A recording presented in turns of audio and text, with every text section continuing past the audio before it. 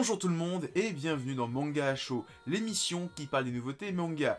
Et pour ce premier manga à chaud de l'année 2020, eh bien, avant de commencer à parler des nouveautés de l'année 2020, eh bien, il y a 2-3 titres qui sont sortis en fin d'année 2019, mais comme je faisais le calendrier de l'avant, j'ai pas pu en parler, donc on va se rattraper tout doucement avec Samouraï 8.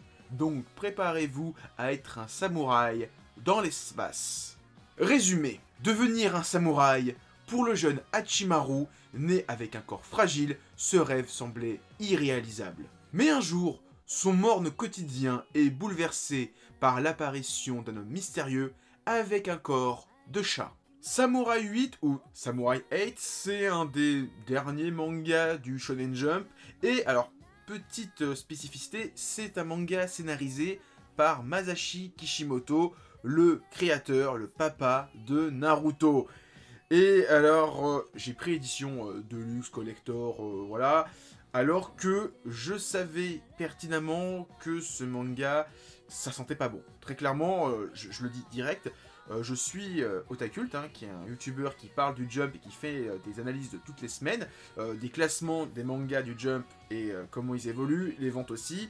Samouraï 8 au Japon, ça bide. Voilà, il faut le dire. Ça fait quelques temps qu'il est bon dernier. Avant ça, il était dans le dernier quart, les derniers tiers du classement. Il fait pas des ventes de ouf. Je sens que c'est un manga qui va s'arrêter au tome 5-6. Je sais pas pourquoi.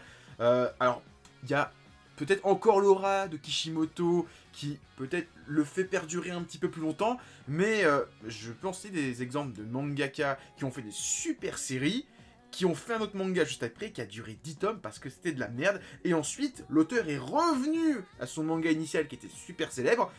Par exemple, l'auteur de Kenshin le Vagabond, il a fait un manga de ouf, et après il a fait un truc Buzorenki ou un truc comme ça, qui était pas terrible, qui fait 10 tomes, et maintenant il fait quoi?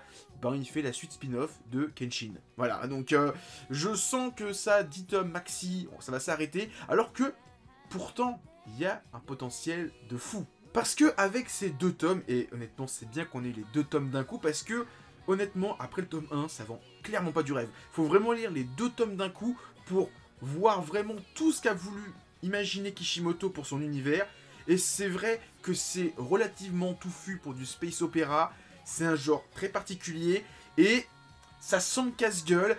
Alors en plus il y a Kishimoto qui est au scénario, et alors ça c'est un petit point d'accroche que j'ai. Kishimoto, on est sincère, c'est pas un bon scénariste.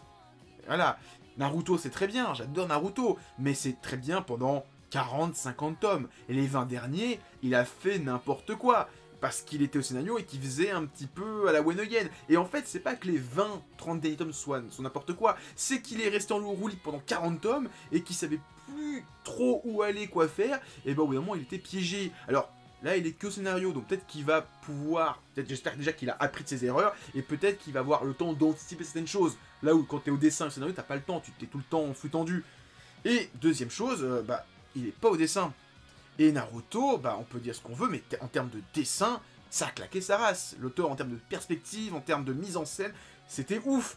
Là, l'auteur, il s'appelle Akira Okubo, il essaye de recopier un peu le style de Kishimoto, mais il n'y arrive pas. Donc ouais, je suis un petit peu mitigé sur ce titre. D'un côté, j'ai envie de voir Kishimoto sortir de sa zone de confort, sortir de Naruto et faire quelque chose de neuf, mais en même temps, les 2 tomes m'ont vraiment pas vendu du rêve. Est-ce que j'ai envie d'acheter le tome 3 du manga? Je vais être sincère avec vous, à la fin de ma lecture des 2 premiers tomes, non, là j'ai vraiment pas envie de poursuivre l'aventure de Samouraï 8 parce que ça m'a pas vendu du rêve.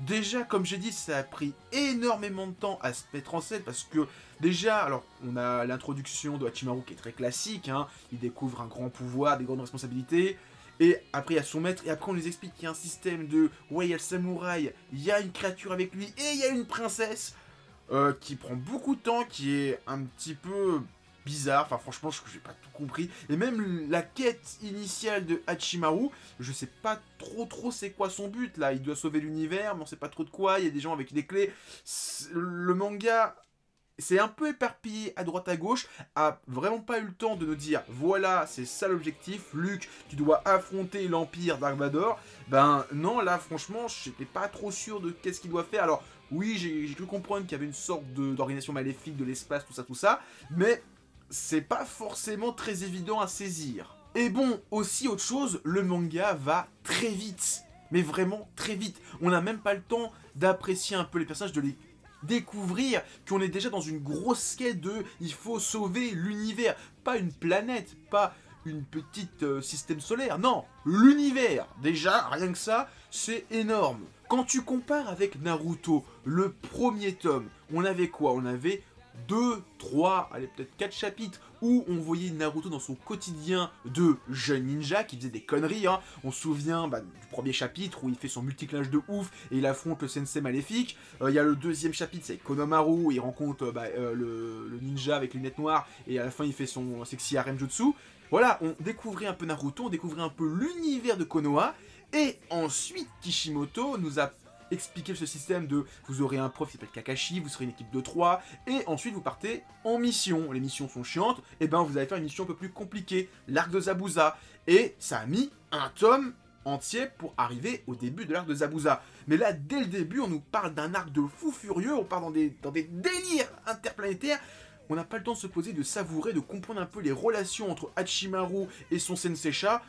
Franchement, il faudrait qu'il se pose un petit peu, et je pense que c'est là où le manga peine, c'est que il va aller très vite, tout de suite, sans prendre le temps qu'on connaisse les personnages, qu'on prenne un petit peu leur personnalité, leur objectif, mais là on est direct plongé dans une histoire, et je pige rien.